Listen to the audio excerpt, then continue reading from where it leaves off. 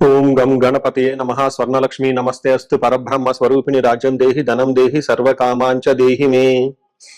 గణపతి మనందరికీ మంచి బుద్ధిని సిద్ధిని సక్సెస్ ఇవ్వాలని చెప్పేసి కోరుకుంటూ, స్వర్ణలక్ష్మి అమ్మవారు మన అందరికీ చక్కగా బ్రహ్మ జ్ఞానాన్ని కలిగించాలని, తద్వారా మనం ప్రతిదాన్ని శోభాయమానంగా చూస్తూ ఎప్పుడు మనకి దుఃఖం అనేది లేకుండా ఉండాలని చెప్పేసి, ఎప్పుడు ఆనందభరితంగా ఉండాలని చెప్పేసి అమ్మవారిని కోరుకుంటూ, అమ్మవారిని అలానే మనందరికీ చక్కగా సమృద్ధిగా ధనాన్ని ఇవ్వాలని చెప్పేసి, భాగ్యాన్ని ఇవ్వాలని చెప్పేసి కోరుకుంటూ, అంతేకాకుండా మనందరికీ రాజ్యం ఖచ్చితంగా ఒక అథారిటీ, పవర్, స్టేటస్, ఒక దర్పం అవన్నీ మనకు అమ్మవారు ఇవ్వాలని చెప్పేసి కోరుకుంటూ, వీటితో పాటుగా సర్వకామార్థ సిద్ధి, మన మనసులో అనుకున్న ముఖ్యమైన కోరికలన్నీ చక్కగా నెరవేరాలని చెప్పేసి అమ్మవారిని మనం కోరుకుందాం.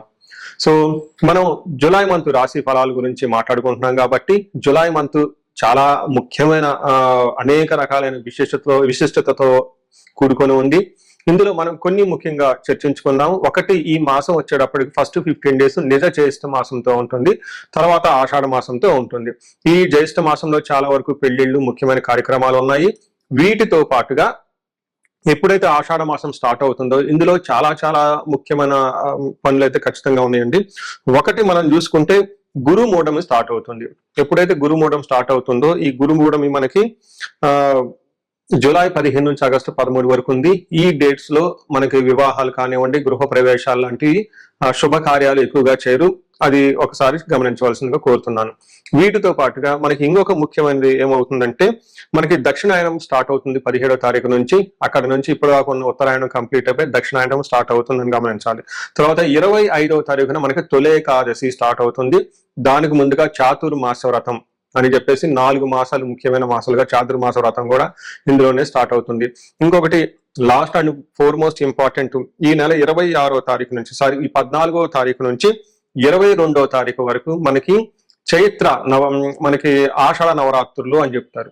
వీటిని ఏమంటారు? గుప్త నవరాత్రులు అంటారు, లేకుంటే వారాహి నవరాత్రులు అని చెప్పేసి చేస్తూ ఉంటారు.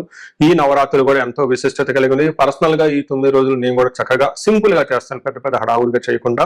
ఇలా చేసుకునే వాళ్ళందరికీ ఎంతో బాగా ఉపయోగకరంగా ఉంటుంది. లాస్ట్ లో ఈ మంత్ మనకి గురు పూర్ణిమతో ఈ మాసం అనేది పూర్తి అవుతుంది.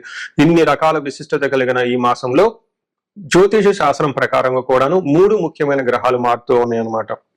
ఆ గ్రహాలు మనం ఏంటో చూసుకుంటే, జూలైలో 4వ తారీఖు, 7వ తారీఖు, 16వ తారీఖు, 21వ తారీఖు, ఇలా జూన్ అంటే 3 గ్రహాలు మారుతున్నాయి. ఈ మారి గ్రహాలు శుక్రుడు, బుధుడు, సూర్యుడు గ్రహాలు కూడా ఉన్నాయి. 4వ తారీఖు వచ్చేటప్పటికి శుక్రుడు, బుధుడు వచ్చి 7వ తారీఖు, 16వ తారీఖు సూర్య భగవానుడు మారుతూ ఉన్నారనమాట. ఈ యొక్క 3 గ్రహాల యొక్క ప్రభావం మనకి జూలై మంత్ లో ఎలా ఉండబోతుందో మనం తెలుసుకుందాం.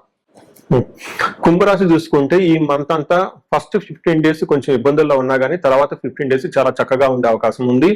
జనరల్ గా ఒక తటస్థంగా నుంచి కొంచెం బెటర్ గా ఉండే అవకాశం ఈ రాశి వాళ్ళకి చాలా బాగుంటుందని మనం చెప్పుకోవచ్చు. ఇందులో ఉన్న నక్షత్రాలు ఫస్ట్ మనం చూసుకుంటే ధనిష్ట 3, 4 పాదాలు, శతభిషం 1, 2, 3, 4 పాదాలు, పూర్వభాద్ర 1, 2, 3 పాదాలంతా ఈ రాశిలో ఉంటారని గమనించవచ్చు.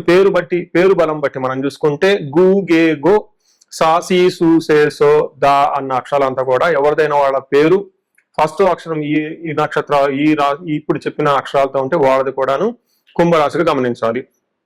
మనకి లఘు గోచారం, సూక్ష్మ గోచారం అన్న కాన్సెప్ట్ ప్రకారం చూసుకుంటే, మహర్షులు చిన్న చిన్న ముక్కల్లో ఇంకా చిన్న చిన్న వర్డ్స్ లోనే టోటల్ గా మంత్ ఎలా ఉంటుందో మనకు చెప్పడం జరుగుతుంది. దీంట్లో శత్రునాశంతో రిపప్రియం, భార్య సుతాది కలహం, యువత జనబాధ అంటారు.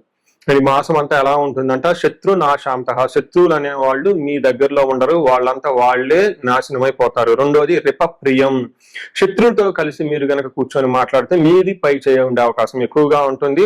యువత జనబాధ అంటే యంగ్ స్త్రీ ద్వారా లేదంటే యంగ్ బాయ్స్ ఎవరైనా పురుషుల ద్వారా కానీ ఇబ్బందులు ఉండే అవకాశం ఎక్కువగా ఉంటుంది. భార్యతోటి ప్లస్ పుత్రులతోటి గొడవలు అయ్యే అవకాశం ఎక్కువగా ఉంటుంది. అయితే ఇప్పుడు దాకా మనం చెప్పుకున్న వాటి యొక్క ప్రభావం చాలా తక్కువ మోతాదులో ఉండే అవకాశం ఎక్కువగా ఉంటుంది. పెద్ద ఇబ్బందులు అయితే ఉండవని మీరు గమనించాలి. ముఖ్యంగా సూర్యుడు 5వ స్థానం నుంచి 6వ స్థానానికి మారటం తోటి మీలో ఉత్సాహం, చాలా ఎనర్జెటిక్ గా ఉంటారు. షష్ఠో రవో సుసౌఖ్యదేన్ యత్న కార్యార్థ సాధనం, దేహ రోగ్యాది సంతోషం, వస్త్ర ధాన్య లాభాది కృత్ అని చెప్తారు. అంటే ఎప్పుడైతే సూర్యుడు 6వ స్థానంలో ఉంటారో వస్త్రాల వల్ల, ధాన్యం వల్ల, సంపదల వల్ల సంతోషంగా ఉంటారు. యత్న కార్యానుకూలత్వం, ఏదైనా కనుక మీరు ప్రయత్నం చేస్తే అందులో కార్య సాధనం అనుకూలంగా ఉండే అవకాశం ఎక్కువగా ఉందని చెప్పుకోవచ్చు. ధైర్యంగా ఉంటారని చెప్పాలి. అదే విధంగా కుజుడు 4వ స్థానంలో ఉండటం వల్ల మిక్స్డ్ రిజల్ట్ అని మనం చెప్పుకోవచ్చు. ఒక ప్రకారంగా ధన ప్రకారంగా బాగుంటుంది, ఇంకొక విధంగా మానసికంగా ఒత్తిడిలు ద్వారా గురయ్యే అవకాశం ఉంటుంది. మనకి సంస్కృతంలో ఏం చెప్తారంటే భాగ్యహాని భయం క్రూర బంధు వైరం ధనక్షయం రోగ పీడాది సంతాపం చతుర్థ స్థానకే భౌమే కుజే అని చెప్తారు. అంటే భాగ్యహాని అంటే రావాల్సిన పనులు కాకుండా ఆటంకాలు పడే అవకాశం ఎక్కువగా ఉంటుంది. భయం క్రూర బంధువులతోటి క్రూర ప్రవర్తన కలిగి ఉంటారు. అంతేకాకుండా బంధువులతో గొడవలయ్యే అవకాశం ఉంటుంది. ధనక్షయం ధనాన్ని కోల్పోయే అవకాశం ఎక్కువగా ఉంటుంది. ఒక ప్రకారంగా కుజుడు ధనాన్ని కోల్పోయే అవకాశాలు కలిగిస్తూనే ఇంకో విధంగా ధనాన్ని కూడా ఇచ్చే అవకాశం ఎక్కువగా ఉంటుందని గమనించుకోవాలి. కుజుడు ఇక్కడ మీకు మిక్స్డ్ రిజల్ట్ అని గమనించాలి. అయితే 7వ స్థానంలో అదే విధంగా బుధుడు కూడాను అంత అనుకూలమైన ప్రభావాన్ని మీకు కలిగించకపోవచ్చు. దాదాపు మనస్పర్ధలు వచ్చే అవకాశం ఎక్కువగా ఉంటుంది సంతాన విషయంలోను.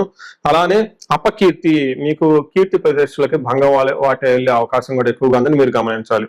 అయితే శుక్రుడు 7వ స్థానంలో ఉండటం, శుక్రుడు కూడాను అంత మంచి ఫలితాలను ఇవ్వడు. ఇక్కడ ముఖ్యంగా కొన్ని విషయాల్లో చక్కటి ఫలితాన్ని ఇస్తూనే కొన్ని ఛాలెంజెస్ ను కూడా తీసుకుని వస్తూ ఉంటాడు శుక్రుడు.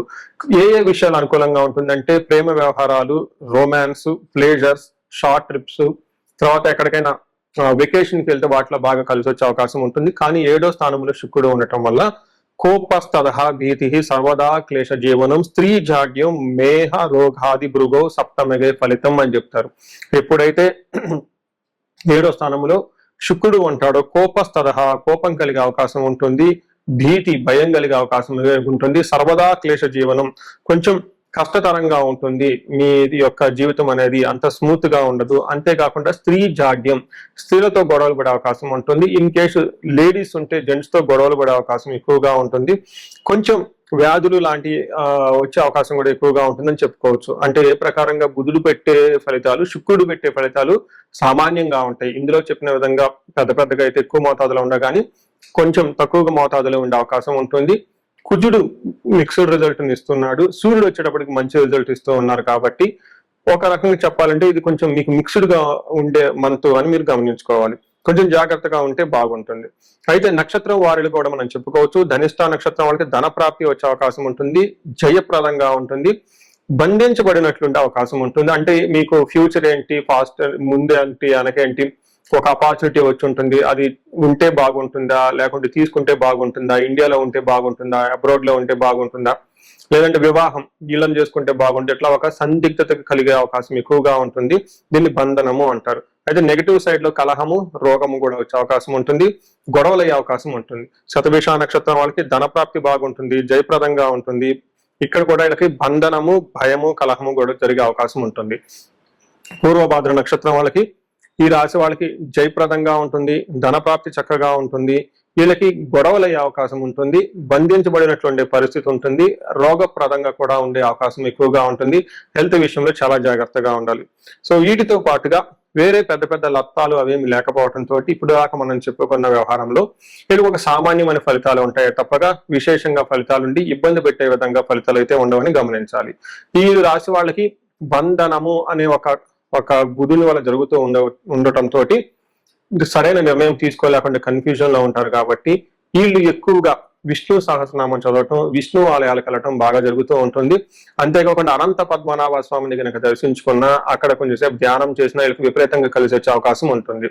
ముఖ్యంగా అనంత పద్మనాభ స్వామి టెంపుల్ మనకి పెంజర్లాను కొత్తూరు జంక్షన్ లో బెంగళూరు రోడ్ లో ఉంటుంది, శంషాబాద్ దగ్గర.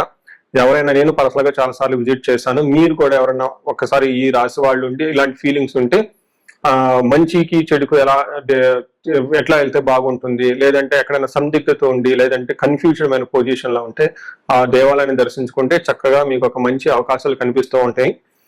నేను కూడా పర్సనల్ గా విజిట్ చేశాను కాబట్టి ఈ రాశి వాళ్ళు ఒకసారి విజిట్ చేసి అక్కడ కూర్చొని మెడిటేషన్ చేస్తే చాలా కలిసి వచ్చే అవకాశం ఉంటుంది. సో ఇంతే కాకుండా ఈ రాశి వాళ్ళు కుజుని వల్ల గొడవలు వచ్చే అవకాశం ఎక్కువగా ఉంటుంది. కాబట్టి సుబ్రహ్మణ్యేశ్వర స్వామి ఆరాధన, నాగులు కట్ట అంటారు, మనకి ఓడల్లో రావి చెట్టు దగ్గర మెరుగు చెట్టు దగ్గర నాగ పడిగలు ఉంటాయి, వాటికి అభిషేకం చేసిన ప్రదక్షిణాలు చేసిన ఈ దోషం పోయే అవకాశం ఉంటుంది. కుజుడికి సంపూర్ణమైన శాంతులు పూజలు చేయించుకుంటే ఇంకా చాలా బాగా కలిసి వస్తుంది.